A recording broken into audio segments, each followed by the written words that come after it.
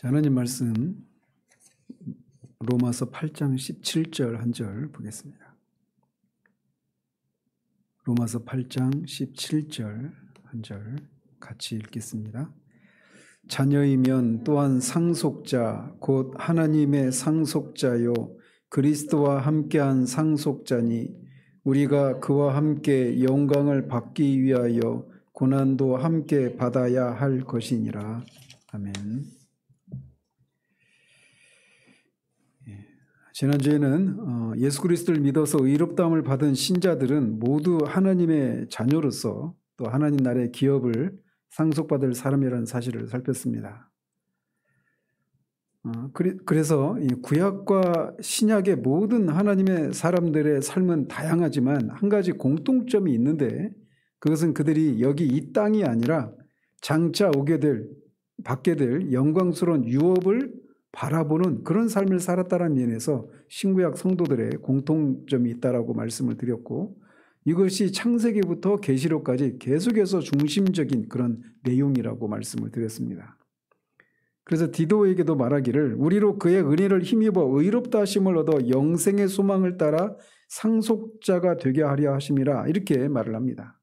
그래서 이게 우리가 장차 우리가 누리게 될 그 영광스러운 하나님 나라를 유업으로 받을 그런 상속자라고 하는 그래서 그것을 기다리는 이것이 신자 이 땅을 지나는 신자의 정체성이라고 말씀을 드렸습니다. 그러나 안타깝게도 오늘날 이런 성경의 중심 교리인 이 진리가 홀대를 받고 있는 것이 아닌가라고 하는 그런 우리를 떨칠 수가 없습니다. 따라서 우리는 장차 우리에게 임할 이런 영광스러운 유업을 바라보는 이 신앙이 회복이 되어야 합니다. 자, 오늘은 이렇게 하나님의 상속자가 된 신자들이 누리는 특권이 무엇인지에 대해서 살펴보도록 합니다. 사도는 모든 하나님의 자녀들이 하나님의 상속자라고 말하면서 거기에 붙여서 말하기를 그리스도와 함께한 상속자라고 말을 합니다.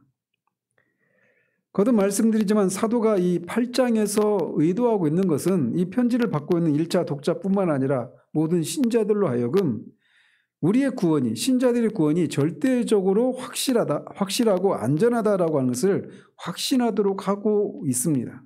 이것이 이 8장의 전체적인 중심 주제라고 할 수가 있어요. 자, 그러는 중에 모든 신자들은 하나님의 자녀로서 하나님의 상속자라고 말을 합니다.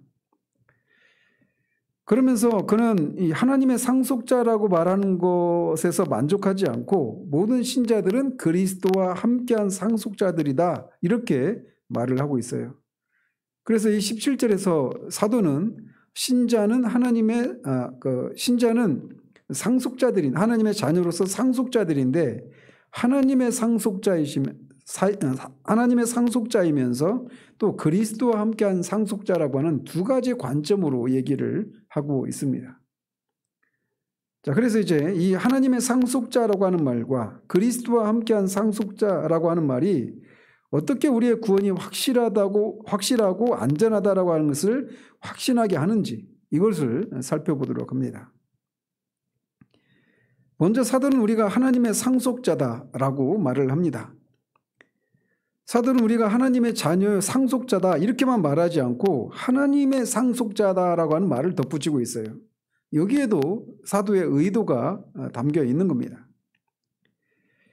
우리나라도 지금도 여전히 그런 생각을 가지고 법적으로는 아니라도 우리의 생각 속에 그런 생각들이 있는데 그래도 조금 나아지긴 했다고 하지만 얼마 전까지만 해도 상속과 관련해서 장자들에게 큰 특권이 주어졌었습니다.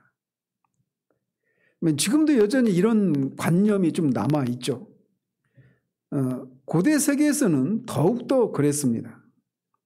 그래서 다른 자녀들에게도 관심을 기울이기는 했지만 최소한 유대인들의 경우만 하더라도 장자에게는 더 2배의 이런 상속을 했단 말이죠.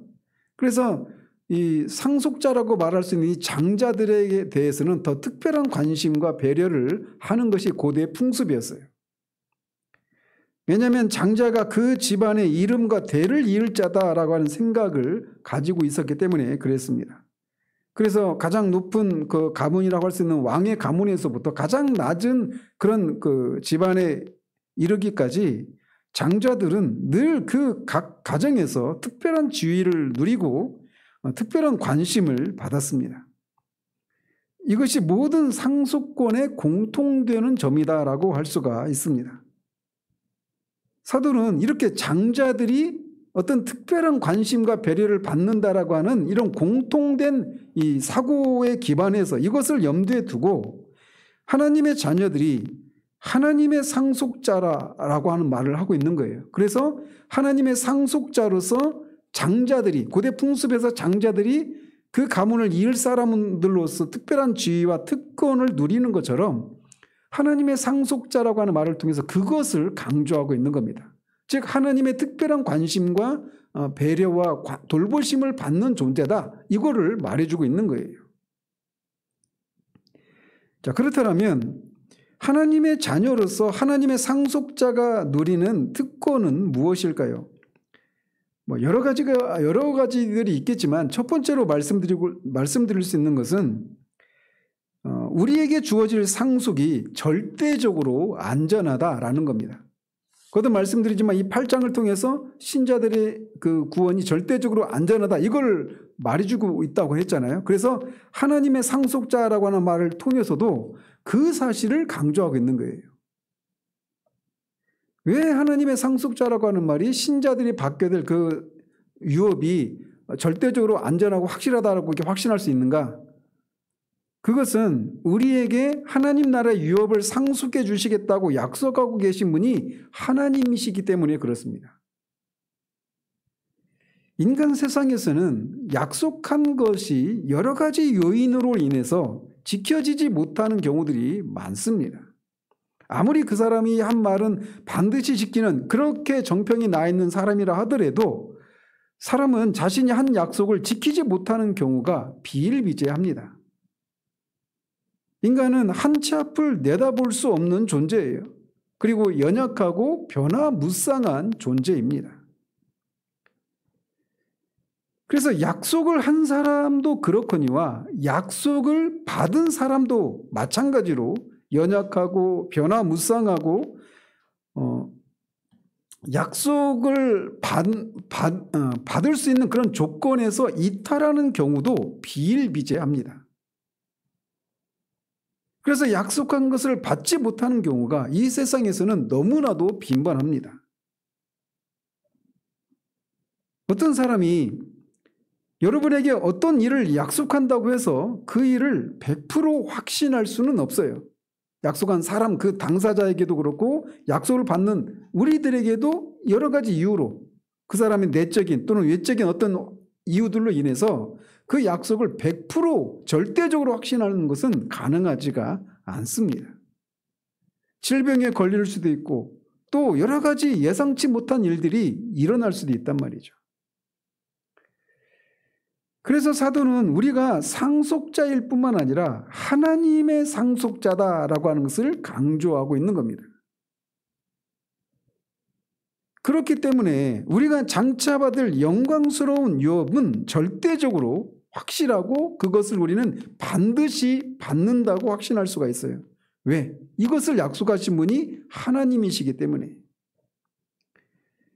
사도 바울은 디도에게 보낸 편지에서 이렇게 말을 합니다. 하나님의 종이요 예수 그리스도의 사도인 나 바울이 사도된 것은 하나님의 택하신 자들의 믿음과 경건함에 속한 진리의 지식과 영생의 소망을 위함이라.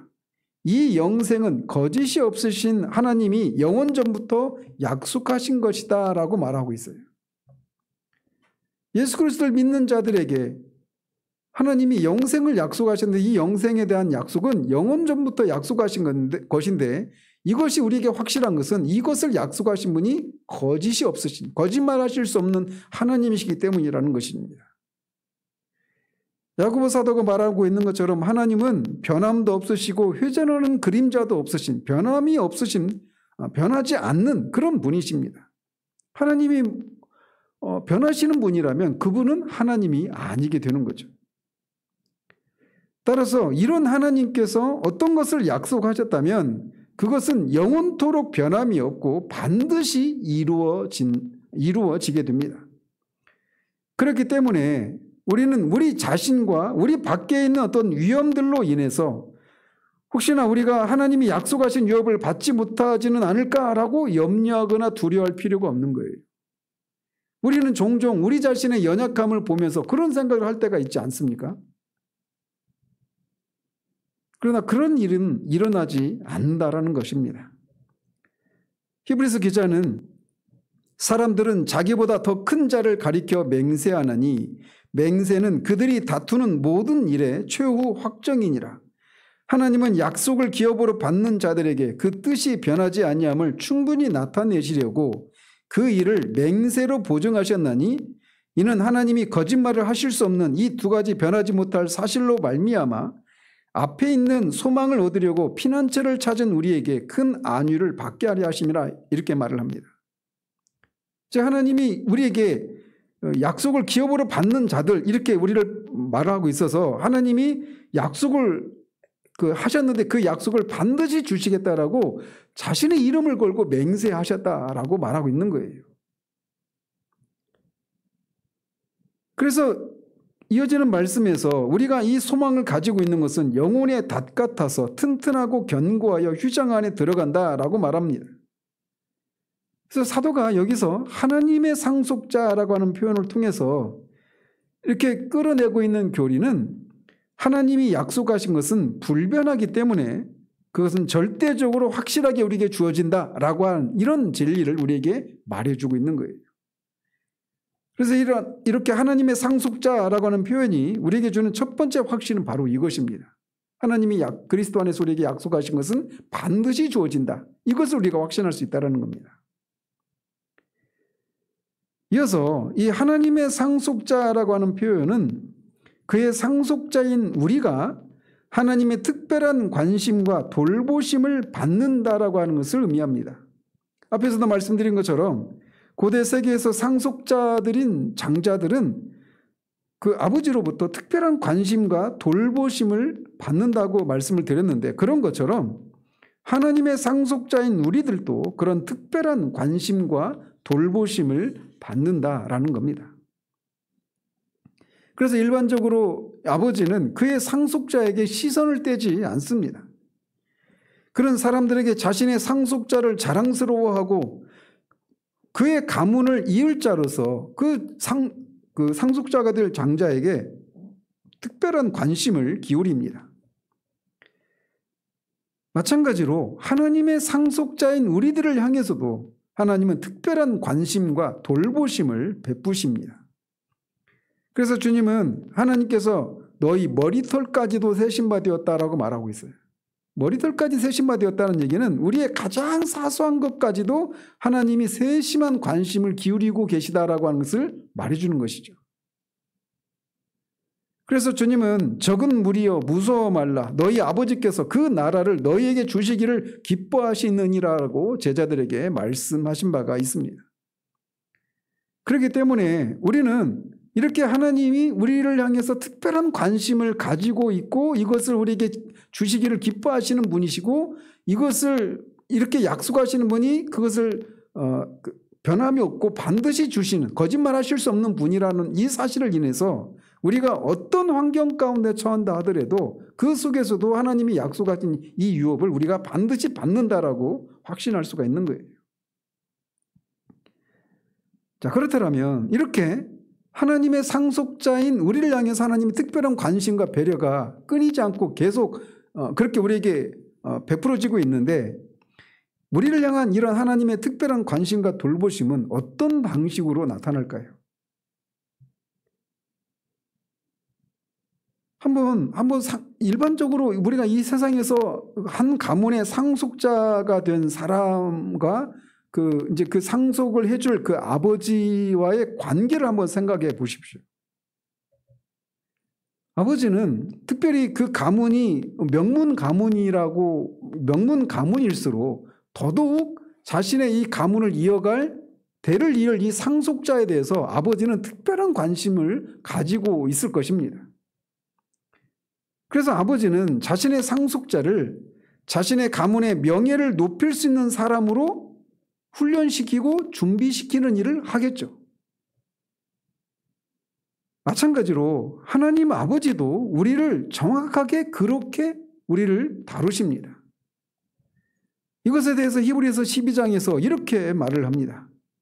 주께서 그 사랑하시는 자를 징계하시고 그가 받아들이시는 아들마다 채찍질하심이라 하였으니 너희가 참음은 징계를 받기 위함이라. 하나님이 아들과 같이 너희를 대우하시나니 어찌 아버지가 징계하지 않는 아들이 있으리요. 징계는 다 받는 것이거늘 너희에게 없으면 사생자요 친아들이 아니니라. 또 우리 육신의 아버지가 우리를 징계하여도 공평하였거든 하물며 모든 영의 아버지께 더욱 복종하며 살려 하지 않겠느냐. 그들은 잠시 자기의 뜻대로 우리를 징계하였거니와 오직 하나님은 우리의 유익을 위하여 그의 거룩하심에 참여하게 하시느니라 라고 말합니다. 하나님이 우리를 사랑하시고 우리가 하나님의 상속자이기 때문에 하나님이 특별히 이렇게 징계라고 하는 것을 통해서 우리를 훈련하시고 준비시킨다라고 하는 이것을 깨닫는 것만큼 중요한 것이 없습니다. 그래서 사도는 이 로마서 8장 17절 끝에서 상속자니 우리가 그와 함께 영광을 받기 위해서 고난도 함께 받아야 될 것이니라 이렇게 말을 하고 있는 거예요. 히브리서 기자는 우리가 구원받은 하나님의 자녀요 하나님의 상속자임에도 불구하고 우리를 하나님이 종종 고난과 연단이 있는 곳으로 내몰아서 하나님이 우리를 막 거칠게 대접하는 것 같은 그런 상황을 우리가 통과하게 된다라고 말하고 있어요. 그리고 그렇게 하는 이유는 우리가 하나님 아버지의 상속자들이고 그분의 사랑받는 아들들이기 때문이다라고 말하고 있는 겁니다. 그리고 이렇게 하는 것이 우리에게 유익하다라고 말을 하고 있어요. 특별히 우리 시대와 같이 예수를 믿으면 이 세상에서 우리가 이런저런 환난과 어려움, 문제 해결을 받고 순탄한 삶을, 안락한 삶을 산다라고 하는 이런 이교적인 이런 가르침이 넘쳐나는 시대에 이 히브리서 기자가 말하고 있는 이 내용을 깨닫는 것만큼 깨닫는 것은 매우 중요하다라고 할 수가 있습니다. 하나님께서 우리에게 징계를 통해서 고난을 받게 하시는 것은 우리가 그분의 상속자로서 그분의 기업을 받기에 합당한 사람들로 준비시키기 위함입니다. 그래서 우리가 하나님 나라의 하나님의 권속, 하나님의 가족의 일원으로서 우리의 존재와 삶이 그 하나님의 권속의 이런 명예에 부합하는 그런 것을 드러내는 사람이 될 수 있도록 하기 위해서 우리를 징계하신다라는 겁니다. 그분은 아버지로서 우리의 육신 영육간의 필요를 채우시고 공급하시는 분이 틀림없습니다.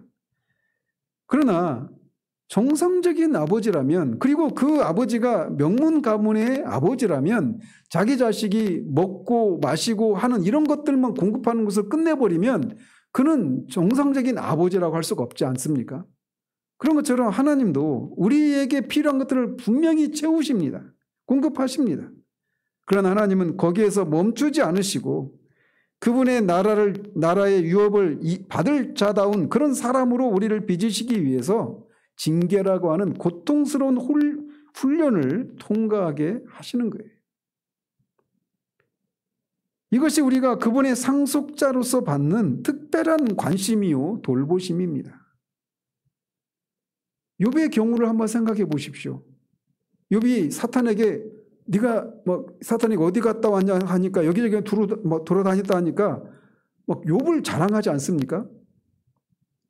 하나님이 욥을 막 자랑스럽게 생각하면서 그렇게 네가 내 종 욥을 보았느냐 이렇게 자랑을 하는 거예요. 어쨌든 그 욥 이야기를 하려면 길지만 어쨌든 그 욥이 그렇게 해서 욥이 생각지도 못한 그런 그 고난을 겪게 되죠.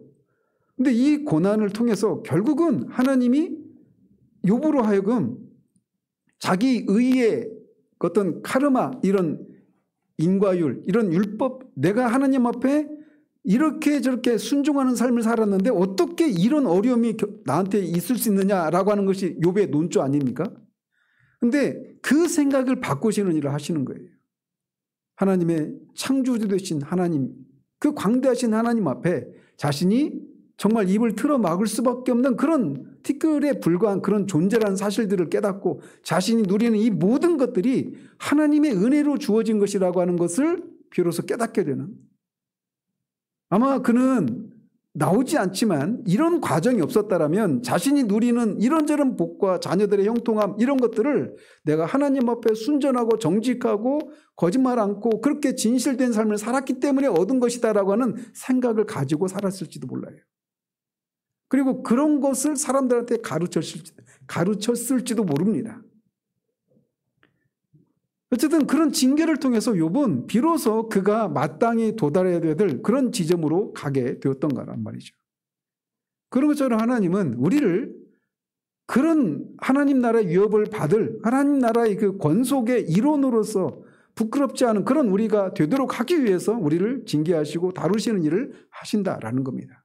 그리고 이것이 우리가 하나님의 상속자라고 하는 것을 드러내는, 하나님이 우리를 향해서 특별한 관심과 배려를 가지고 계시다라고 하는 것을 보여주는 것이라는 말이죠.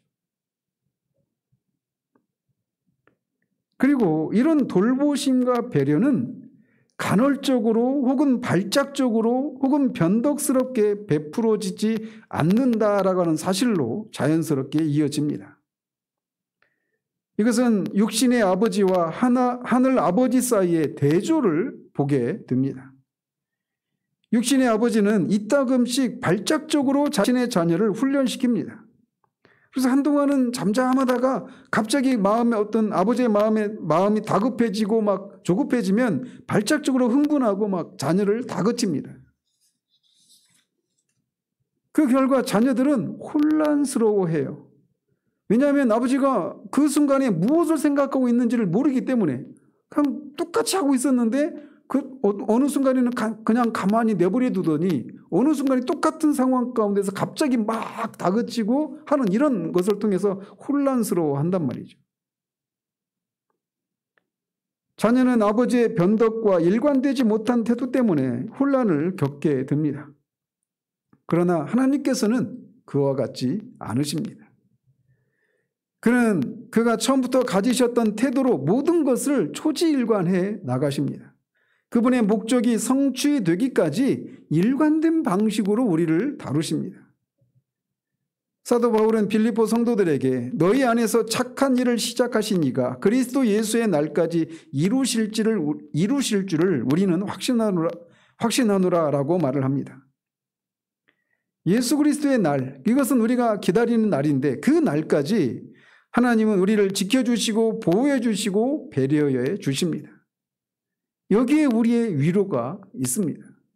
하나님은 우리를 향한 하나님의 이 배려는 멈추지 않고 초지일관하는 그런 태도로 우리를 배려하신다는 말이죠.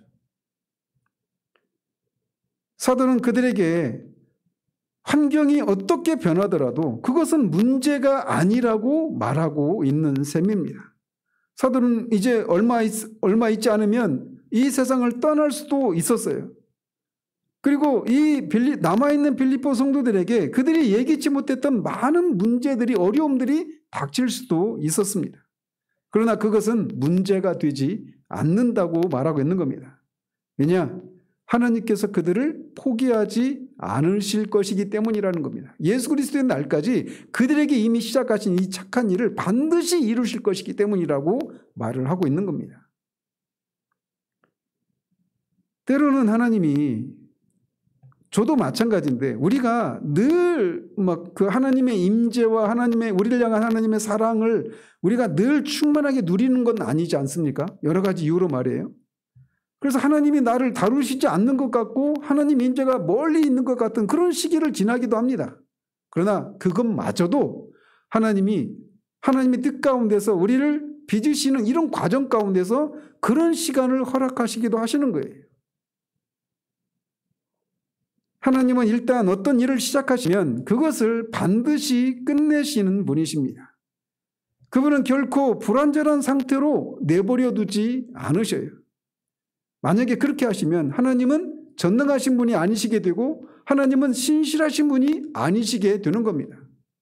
그렇기 때문에 하나님의 하나님 되심을 인해서 하나님은 반드시 끝까지 예수 그리스도의 날까지 우리를 그렇게 하나님의 상속자다운 사람으로 빚으시기 위한 상속자들을 향한 특별한 관심과 배려를 끊지 않으시는 분이시라는 겁니다. 다른 쪽에서 한번 생각해 보십시다. 하나님께서 이렇게 예수 그리스도의 날까지 우리를 돌보시고 특별한 관심을 가지고 배려하신 일을 하실 때 그 배려를 받고 있는 우리들이 어떤 사람들인지를 한번 생각해 보십시오. 우리가 정말 우리 자신에 대해서 정직하다면 우리는 얼마나 연약한 사람인가라고 하는 것을 고백하지 않을 수가 없습니다. 또 때로는 우리는 얼마나 고집스럽기도 합니까? 얼마나 더디게 깨닫고 더디게 성장하는 그런 것이 우리들의 모습 아닙니까? 의지가 약하고 변덕스러움을 드러내는 것이 우리들이기 쉬워요. 이번 한 주만 돌아보십시오. 주일에 은혜를 누리면 우리가 마음을 새롭게 하고 이제 주신 은혜를 따라서 이 한 주를 살아야지 이렇게 갑니다. 그러나 그 마음이 정직하게 돌아보면 얼마나 지속되던가요. 따라서 이런 우리들의 모습을 볼 때 우리는 종종 과연 이런 내가 하나님의 유업을 상속받을 수 있을까라고 하는 의심이 밀려올 때가 있어요. 사실 이게 안 밀려온다는 것이 또 어떻게 보면 정상이 아닙니다. 우리 모습에 대해서 정직하다면 우리가 이런 고민들을 하게 되어 있어요. 그러나 감사한 것은 우리들의 이러함에도 불구하고 하나님은 그분의 일을 끝까지 완성하시는 분이시라는 겁니다. 우리의 어떠함을 인해서는 우리가 반드시 하나님이 그리스도 안에서 약속하신 이 영광스러운 유업을 반드시 받을 것이라고 절대적으로 확신할 수 없어요. 그러나 하나님을 생각할 때는 우리가 그것을 확신할 수 있다는 겁니다. 우리가 종종 우리 자신을 인해서 이렇게 느끼는 것들에 대해서 사도 바울은 에베소서 1장 19절에서 이렇게 말을 합니다. 그것에 대해서 이것을 생각하라고 말하고 있는 셈이에요. 거기 보면 그의 힘의 위력으로 역사하심을 따라 믿는 우리에게 베푸신 능력의 지극히 크심이 어떠한 것을 너희로 알게 하시기를 구하노라. 그의 힘의 위력, 여기에 우리의 위로가 있습니다. 우리의 영원한 운명은 우리 자신의 능력과 의지에 달려있는 것이 아니라 하나님의 능력에 달려있는 거예요. 그리고 하나님은 전능하신 분이시기 때문에 반드시 그렇게 하십니다. 허물과 죄로 죽어 있었던 우리를 살리신 그 부활의 능력을 베푸셨던 그 능력으로 우리를 거듭나게 하셨을 뿐만 아니라 그 능력으로 우리를 붙드시고 보호하시는 일을 끝까지 완수하신다라는 겁니다. 바울은 그 전능한 능력의 역사에 따라서 우리에게 주어진 기업의 영광의 풍성함이 우리에게 주어짐을 확신시키고 있습니다. 그래서 20절에서 그의 능력이 그리스도 안에서 역사하사 죽은 자들 가운데서 다시 살리시고 하늘에서 자기의 오른편에 앉히사라고 말하고 있습니다. 즉 우리에게 역사하시는 그 능력이 부활의 능력이라고 말을 하고 있는 거예요. 그 능력이 우리를 붙들고 있다라는 것입니다. 그래서 3장 20절 21절에서는 이렇게 말을 합니다. 우리 가운데서 역사하시는 능력대로, 즉 부활의 능력을 가지고 우리 안에서 역사하시는데 그 능력대로 우리가 구하거나 생각하는 모든 것에 더 넘치도록 능히 하실 이에게 교회 안에서와 그리스도 예수 안에서 영광이 대대로 영원 무궁하기를 원하노라. 아멘이라고 말합니다. 여기에 이거보다 더 큰 위로는 없습니다. 우리는 하나님의 상속자들입니다. 그리고 우리가 하나님의 상속자들이기 때문에 우리 안에서 이 능력이 역사하고 있어요. 부활의 능력이. 죽은 자 가운데서 예수 그리스도를 살리시고 그를 하나님 보좌 우편에 앉히셨던 그 부활의 능력이 우리 안에서 역사하고 있다는 겁니다. 그리고 그것은 그렇게 시작된 일을 반드시 완수하십니다. 그래서 유다는 하나님께서 우리를 능히 보호하셔서 거침이 없게 하시고 우리로 그 영광 앞에 흠이 없이 기쁨으로 서게 하실 것이다 라고 말합니다. 그때까지 그 역사는 그 능력으로 계속 이루어져 나갈 것이라는 거예요.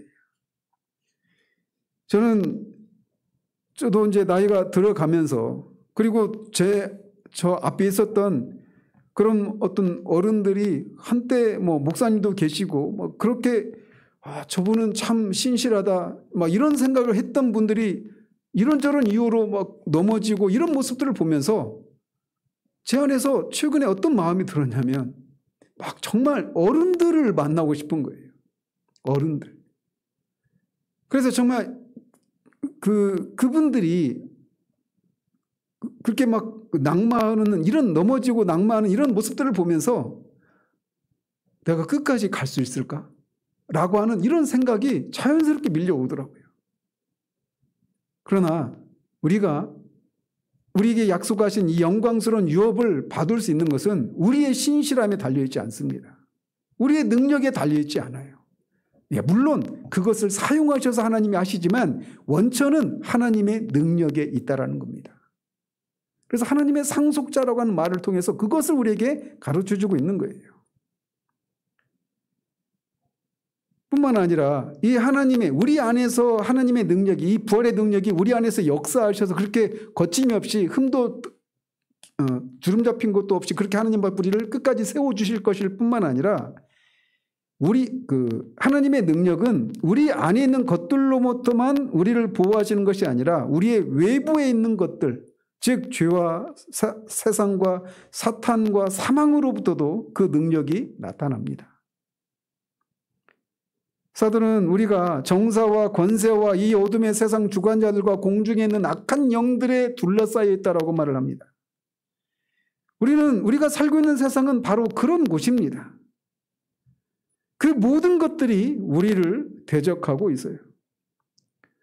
저는 돌아보면 하나님이 저에게 어떤 크신 은혜를 주셨던 어떤 때에 벌써 30년이 다 지났는데 그때 제가 직감적으로 제가 느꼈던 것이 뭐냐면 저를 둘러싸고 온통 그냥 악한 영들이 막 지켜보고 막 둘러싸고 있는 가운데서 혼자 있는 것 같은 그런 것을 막 너무나도 강력하게 느꼈어요. 우리가 살고 있는 세상이 그런 세상입니다.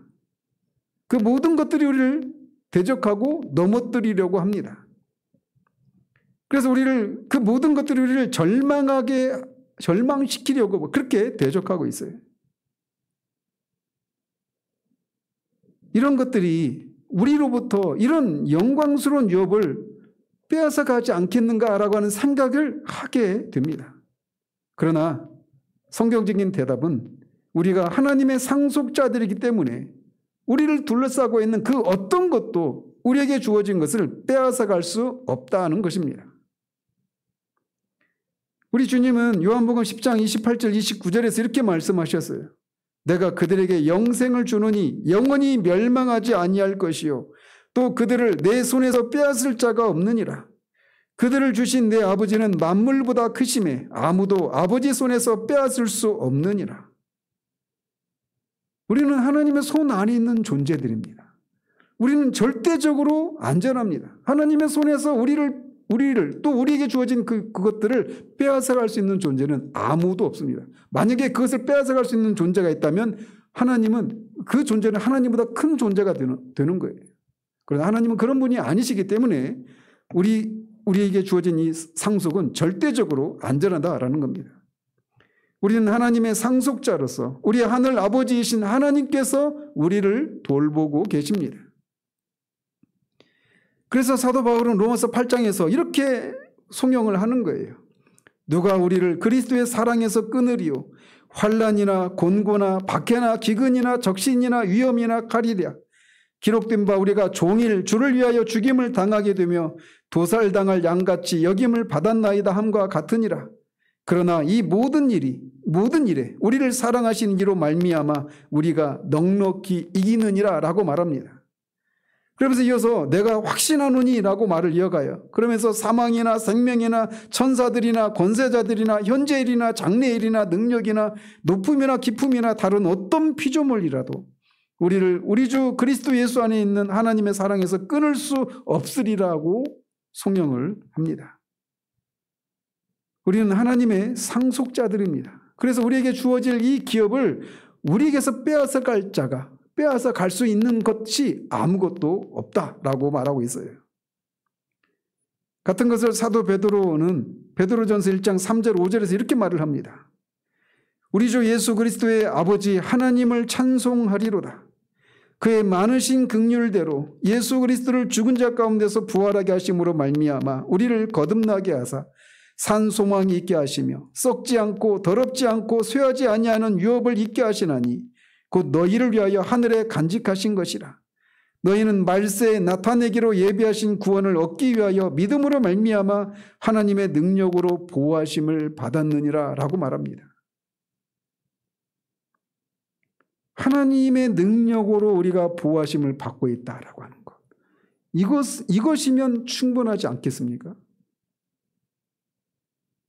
그 기업이 우리를 위해서 보존되고 하나님 자신에 의해서 하늘에 간직되어 있습니다. 그래서 우리 안에서나 우리 밖에서나 다른 어떤 방면에서 오는 것이라 할지라도 우리가 이런 하나님의 상속자들이기 때문에 우리의 것이 된 이 기업을 우리에게서 결코 빼앗아 갈 수 있는 것이 아무것도 없습니다.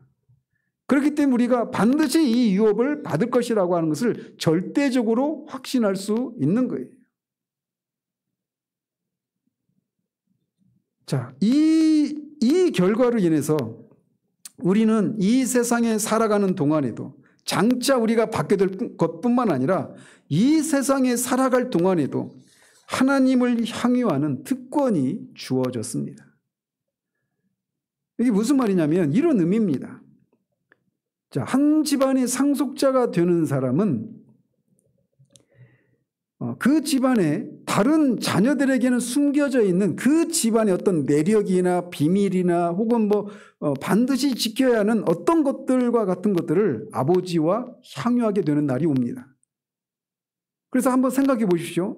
자녀가 갓 태어나자마자 말이 통하는 그때 너는 우리 집의 상속자다 하면서 너는 우리 집안은 이렇게 해야 되고 우리 집안은 이런 집안이고 우리 집안에는 우리 지켜야 될 이런 비밀이 있고 우리가 지켜야 될 어떤 것들이 있는데 네가 이거를 지켜야 될 사람은 이렇게 말하지 않죠. 자녀가 어느 정도 자라고 이것을 감당할 수 있는 나이가 되었다고 할 때 이 자녀를 특별히 아버지가 불러서 어느 날 이런 것들을 얘기해 주는 겁니다.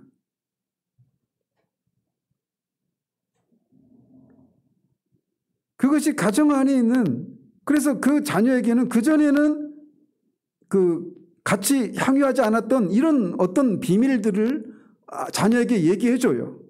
그것이 그 가정에 있는 어떤 걱정거리일 수도 있고 문제거리일 수도 있고 또는 어떤 비전과 관련된 그런 것일 수도 있습니다. 우리는 우리가 가진 관계와 지위 때문에 비밀을 알게 되고 이 친밀한 류의 지식을 얻게 됩니다.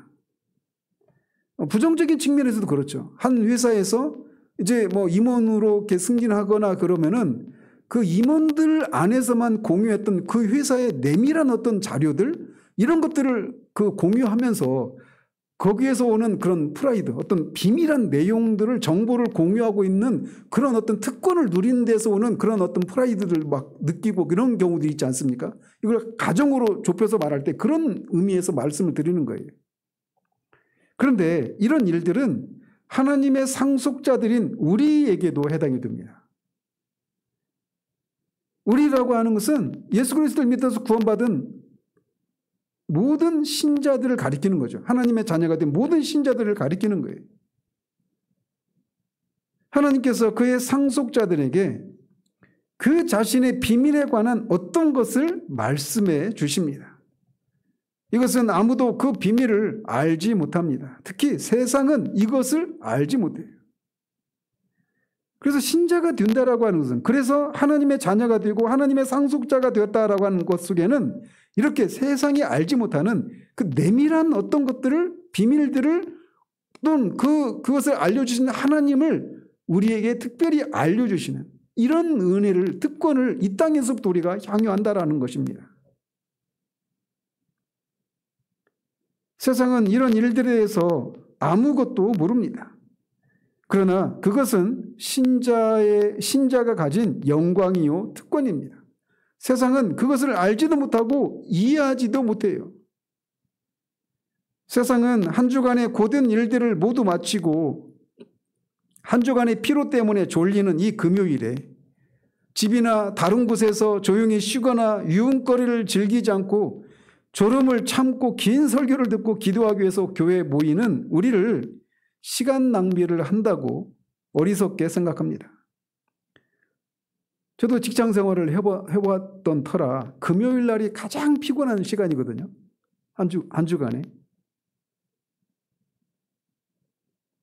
그 시간에 좀 쉬거나 다른 어떤 유흥거리를 찾아서 그렇게 시간을 보내거나 뭐 불금이라고 하죠. 이렇게 막 불타는 금요일 이렇게 보내지 않고 여기 와가지고 막 길기도한 설교도 듣고 기도하는 이런 우리들이 참 시간 낭비한다 이렇게 생각할 수 있단 말이죠. 사실 세상은 그렇게 생각합니다. 그러나 우리는 여기서 하늘 아버지께서 상속자들인 우리를 특별하게 대우하시면서 세상이 알지 못하는 비밀을 얻게 됩니다. 하나님은 육신의 아버지께서 하듯이 우리에게 하나님 자신에 관한 것들을 보여주십니다. 그리고 우리로 하여금 그 하나님의 영광의 비밀스러운 국면들로 들어가게 해주십니다. 우리는 하늘에 있는 본향인 하나님의 도성을 향해 나아가는 순례자들입니다. 그리고 이런 시간들에 이것을 통해서 다시금 우리를 상기시켜주는 거예요. 우리가 이런 사람이라고 하는 것을. 그리고 우리는 그곳에서 최고 선이신 하나님을 얼굴과 얼굴을 맞대고 보듯이 그렇게 보게 될 것입니다. 우리는 그곳에서 어린 양의 혼인잔치에 참여하게 될 것입니다. 그리고 하나님 나라의 영광을 누리게 될 것입니다. 그런데 우리는 여기 이 땅에서도 그분의 상속자로서 장차 우리가 누리게 될 이 모든 것들을 미리 맛보아서 알게 하십니다. 특별히 성령의 인치심을 통해서 우리는 천국에서 누리게 될 것들을 미리 시식하는 특권을 누립니다. 심지어 구약의 성도들도 이 일에 대해서 무엇인가를 알았습니다. 지난주에 말씀드린 것처럼 그들은 하늘에 있는 본향인 하나님의 도성을 찾아가는 순례자요 나그네들이었어요. 그래서 정말 이 땅에서는 외국인처럼 그렇게 살았던 사람들이었습니다. 그러나 그들도 여기 이 땅에서도 여기 이 땅에서 그 하나님의 도성에서 누리게 될 것들을 여기 이 땅에서도 어느 정도는 맛보고 알고 누렸다라는 것입니다. 아브라함을 향해서 하나님이 하나님의 친구라고 부르십니다. 친구가 뭐예요? 친구는 서로가 교제하고 서로를 알고 사랑하고 이것이 친구라고 하는 단어가 품고 있는 단어 아닙니까? 그래서 하나님이 아브라함을 친구라고 부르시면서 하나님은 아브라함에게 이렇게 해라 저렇게 하지 말아라 명령하시고 명령을 내리시고 아브라함은 그냥 절대적으로 순종하는 이런 주종 관계만이 아니라 친구로서 감히 피조물인 아브라함을 하나님이 친구라고 부르시면서 하나님의 어떠하심을 아브라함에게 계시해 주시고 아브라함은 그 하나님의 어떠하심을 즐거워하고 기뻐하고 그 하나님과 교제를 나누는 그런 삶을 살았단 말이에요. 친구라고 하는 단어 하나 속에 그런 내용들이 포함되어 있는 겁니다. 아브라함 앞에 있었던 에녹도 하나님과 동행했다라고 하잖아요. 300년 동안 하나님과 동행했다. 하나님과 동행했다라고 하는 것은 하나님과 교제를 나누었다라는 겁니다. 하나님과 대화하고 하나님과 교통했다라고 하는 것을 의미하는 거예요. 분명히 하나님은 에녹에게 앞으로 그가 어떤 일을 하실 것인가를 알려주셨을 거예요. 아브라함에게도 그 15장의 그 재물 사이로 횃불이 지나가는 장면이나 또는 이삭을 바치게 하는 이런 사건을 통해서 하나님이 장차 어떻게 이 세상을 구원하실 것인가라고 하는 것을 보여주지 않았습니까? 그래서 요한복음 8장에서 말하고 있는 것처럼 아브라함이 나의 때 볼 것을 기뻐하고 멀리서 보고 환영하고 지금 그것을 보고 기뻐한다고 말하고 있지 않습니까? 그것을 어느 정도 아브라함에게 보여줬던 것처럼 에녹에게도 그런 것들을 보여주셨을 거란 말이죠. 그 아들이 이 세상에 오신다라고 하는 것을 미리 약간 보게 해 주셨습니다. 구약의 성도들은 그의 비밀들에 대해서 어느 정도의 우리보다는 희미하지만 어느 정도의 암시를 받았습니다. 그래서 시편 73편 기자는 하늘에서는 주 위에 누가 내게 있으리요 땅에서는 주밖에 나의 사모할 자 없나이다 라고 말합니다.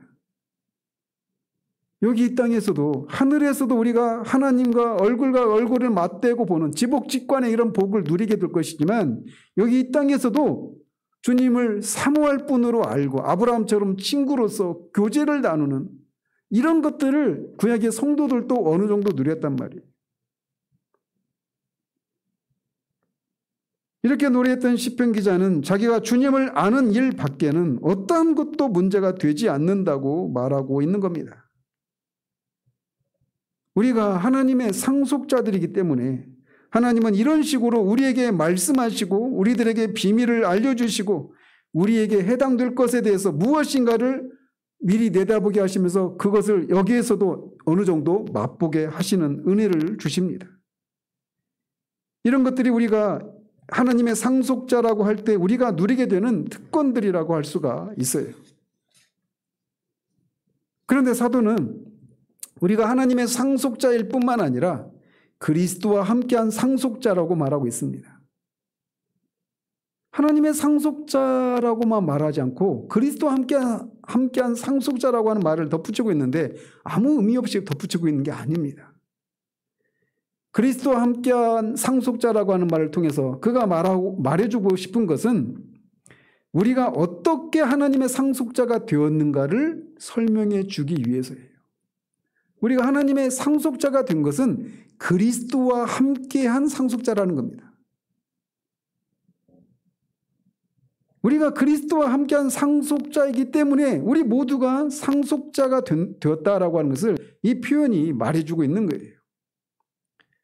히브리서 1장 2절에서 말하기를 하나님께서 그 아들 되신 예수님을 만유의 상속자로 정하셨다라고 말하고 있습니다. 예수님은 만유의 상속자이십니다.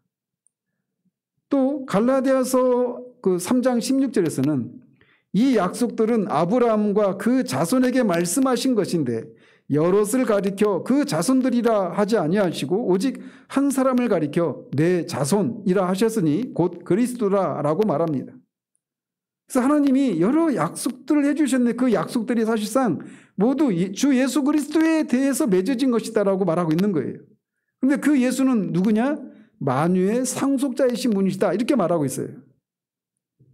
그런데 그 그리스도와 우리가 연합이 되어 있기 때문에 만유의 상속자이신 예수님에게 예수님과 우리가 연합이 되어 있기 때문에 만유의 상속자이신 예수님이 상속자이신 것처럼 우리도 하나님의 상속자가 되었다라고 말하고 있는 거예요.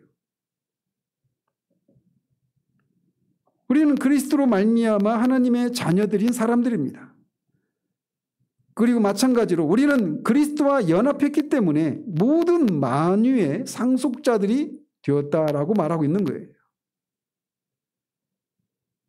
그렇기 때문에 우리가 하나님께 대해서 가진 관계는 언제나 그리스도 안에서 있는 겁니다. 그리스도로 말미암아서 우리가 하나님과 관계를 맺게 되는 거예요. 그래서 우리가 하나님의 상속자가 된 것은 그리스도와 우리가 연합을 해서 그리스도로 말미암아서 하나님의 상속자가 되었다라고 말하고 있는 겁니다. 우리가 하나님의 상속자들이라고 하는 사실을 우리가 알 때 그것이 그리스도 예수와 함께한 상속자들이기 때문에 우리가 하나님의 상속자가 되었다라고 하는 것을 아는 것은 매우 중요한 것입니다. 이 진술은 풍요한 내용을 지니고 있습니다. 특별히 어느 때냐면 우리는 마귀가 종종 우리에게 찾아와서 우리가 하나님의 상속자로서 마땅히 하나님의 그런 영광스러운 유업을 반드시 받을 것이라고 하는 이런 확신을 막 흔들려고 하는 이런 일들을 겪게 됩니다. 마귀는 이런 식으로 얘기를 해요. 좋다. 네가 말하기를 하나님께서는 네가 하나님의 자녀이기 때문에 이런저런 것들을 약속해 주셨다고 말했지. 그렇지만 하나님께서는 죄인들에게 신실하지 않은 자들에게는 축복해 줄 수 없어. 너처럼 실패하고 언약을 너무나 잘 파괴하는 그런 죄인들에게는 그런 축복을 주시지 않는단 말이야 라고 마귀가 우리에게 속삭입니다. 그런 경우들을 겪어요. 마귀가 우리에게 막 직접적으로 귀에 들리는 식으로 얘기하는 건 아니지만 우리에게 그렇게 우리 안에서 우리 자신의 모습을 보면서 우리와 하여금 우리가 갖는 이 확신을 깨뜨리려고 하는, 흔들려고 하는 이런 일들을 한단 말이죠. 그런 경우에 우리는 사도의 이 말이 얼마나 우리에게 든든한 이 방어막이 되는지를 알게 됩니다. 사도는 우리가 그리스도 안에 있기 때문에 우리가 하나님의 상속자들이라고 말을 하고 있습니다. 하나님이 약속하신 모든 것은 그리스도로 말미암아 우리에게 옵니다. 그런데 그 그리스도는 독생하신 하나님의 독생자일 뿐만 아니라 하나님으로부터 이는 내 사랑하는 아들이요 내 기뻐하는 자라고 하는 말을 유일하게 들으신 분이십니다. 그런데 바로 그분에게 하나님의 모든 약속이 주어져 있어요. 우리는 종종 하나님의 마음을 아프게 하고 불쾌하게 하는 일들을 합니다. 그런데 여기에 하나님을 결코 한 번도 불쾌하게 하지 않았던 분이 계십니다. 그리고 그분이 그리스도이신데 바로 그 그리스도에게 모든 약속이 주어져 있습니다. 모든 약속들은 그에 대해서 한 것입니다. 바로 여기에서 그리스도 안에 있는 우리가 그리스도 안에 있는데 그 그리스도에게 하나님이 모든 약속을 해주셨고 그 약속에 대한 모든 성취가 그에게 이루어졌단 말이죠. 그렇기 때문에 우리는 절대적으로 우리 지위를 확신할 수 있습니다. 그리고 우리는 그로 말미암아 모든 것을 얻습니다. 모든 약속들은 그리스도에 대해서 성취될 것이고 우리는 그리스도 안에 있습니다. 우리는 그의 일부여 그와 연합되어 있습니다. 그러므로 그리스도 안에서 약속된 이 모든 약속들은 필연적으로 우리에게 오게 되어 있어요. 그래서 마치 예수님과 우리와의 관계를 이런 식으로 우리가 유추할 수 있어요. 즉 긴 행렬이 있어요. 하나님의 자녀들의 긴 행렬이 있는데 그 행렬의 맨 선두에 예수님이 서 계신 겁니다. 히브리서 기자가 믿음의 주여 또 온전하게 하시는 이인 예수를 바라보자라고 말하지 않습니까? 그래서 예수님이 그 하나님의 자녀들의 그 긴 행렬의 선두에 계셔요. 그러면서 그 선두에 계신 주님이 하나님 아버지를 향해서 이렇게 말씀하시는 셈입니다. 저를 보십시오. 당신이 내게 주신 우리 뒤에 있는 사람들을 예수님 뒤에 있는 우리들을 가리키면서 하나님을 향해서 이 사람들을 보십시오. 아버지께서 내게 주신 자녀들입니다라고 말씀하고 있는 겁니다. 그는 많은 형제 중에서 맏아들이 되신 분이십니다. 우리는 그분을 따라서 진행하고 있는 거예요. 어디를 향해서? 하나님 아버지의 나라를 향해서. 그리스도는 하나님 아버지의 나라에 들어가셨습니다. 그리고 우리도 그를 따라서 들어가게 됩니다. 여기서 말하고 있는 것이 바로 이런 논리예요. 주님에 대해서 우리가 끊임없이 그리스도를 바라봐야 될 이유가 여기에 있는 겁니다. 하늘에 속한 모든 신령한 복은 그리스도로 말미암아서 그리스도를 통해서 우리에게 오는 것입니다.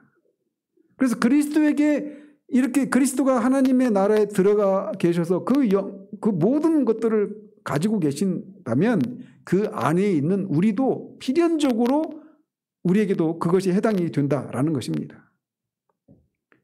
이런 지위에 있는 분이 어떤 분이신가를 우리가 자주 숙고해야 합니다. 사도 요한은 만물이 그로 말미암아 지은 바 되었으니 지은 것이 하나도 그가 없이는 된 것이 없느니라 라고 말합니다.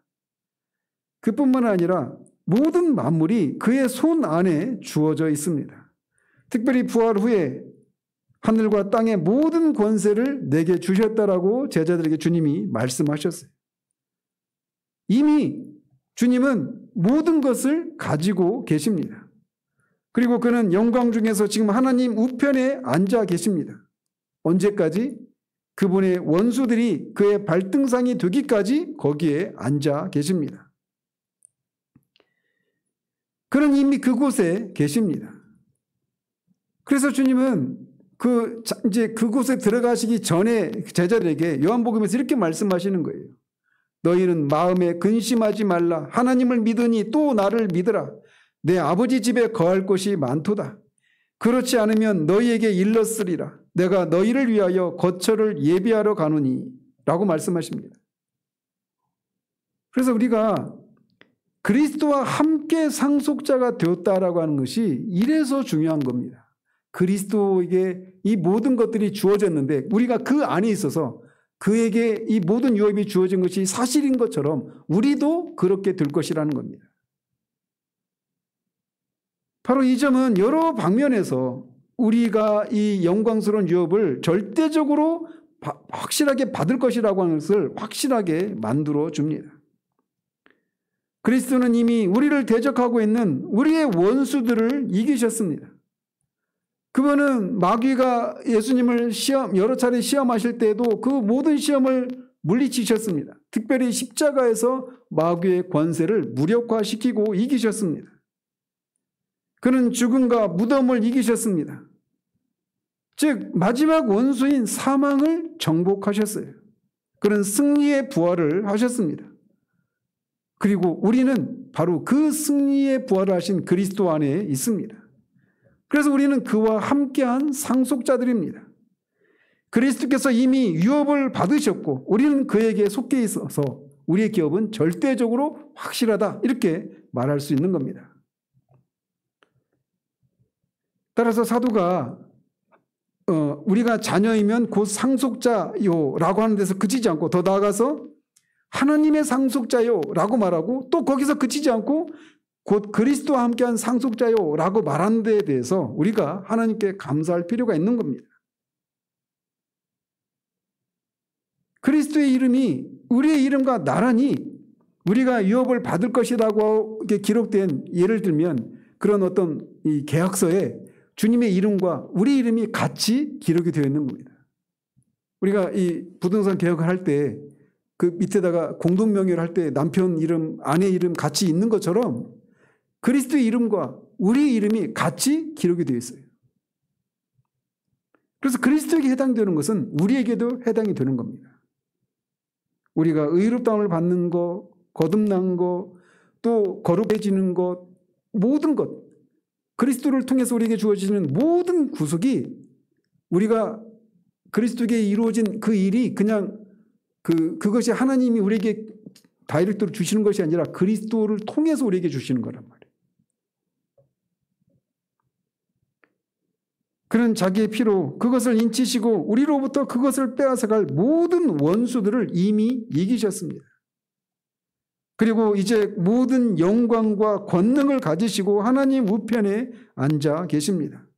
하늘과 땅에 속한 모든 권세와 권능이 그분의 것입니다. 그리고 그분은 우리를 위해서 그것을 행사하실 것입니다. 그리고 행사하고 계신 것입니다. 따라서 어떤 것이든지 또는 어떤 존재도 우리와 하나님께서 그를 사랑하신 자들을 위해서 준비하신 것 사이에 서서 그것을 우리가 누리지 못하도록 하는 일들을 방해할 수가 없단 말이죠. 이것이 하나님이 우리에게 주신 복입니다.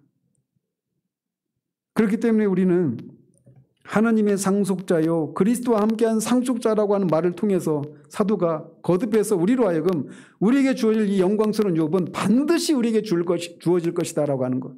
그뿐만 아니라 여기 이 땅에서도 그 하나님의 특별하신 그런 배려와 관심을 통해서 하나님 우리를 빚으시고 우리를 떠나지 않으시고 내밀한 것들을 우리에게 알려주시고 하나님이 어떠한 분이심을 알려주시고 장차 누릴 것들을 여기에서 이미 맛보게 하시는 이런 일들을 하시고 우리 안에 있는 것이나 우리 밖에 있는 그 어떤 것도 우리가 이런 것들을 누리고 이 땅에서 누리고 또 장차 누리게 될 것들을 누리지 못하도록 하는 일들을 허락하지 않는다라는 것을 이 말을 통해서 우리에게 말해주고 있는 겁니다. 이게 무리들입니다. 이게 신자가 누리는 하나님의 상속자가 된 신자들이 누리는 특권이라고 할 수 있어요. 이 특권을 힘써 누리는 우리들 되기를 바랍니다. 기도하겠습니다. 하나님 아버지, 우리가 예수 그리스도 믿어 의롭게 된 신자 이기에 우리가 하나님의 자녀요, 또 하나님의 상속자요, 또 그리스도와 함께한 상속자라고 하는 말을 통해서 신자가 이 땅에서 그리고 장차 누리게 될 그 영광스러운 유업과 그 특권이 무엇인가를 이 저녁에 살펴보았습니다. 하나님, 창세기에서부터 계시록까지 모든 하나님의 백성들이 이것을 바라보면서 그렇게 살았던 것을 다시금 상기하게 됩니다.